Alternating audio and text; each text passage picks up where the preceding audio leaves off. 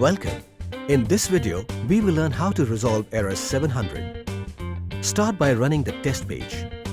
It can generally be found in the installation folder. Next, double-click on the test page to open it. The test page will be opened in your default web browser. Ensure your device is attached to your system. Click on the first button, RD Service. You will now land on the ready state of RD Service in the test page. Next, click on OK and then press the Device Info button. Device information will be displayed on your screen. Click on OK, then press the Capture button. It is crucial that you wait for a while and do not put your finger on the biometric device. A message about error 700 will be displayed on your screen.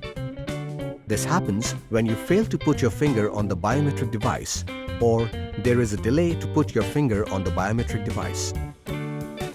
Now click again on Capture button and put your finger on biometric device to capture your biometric.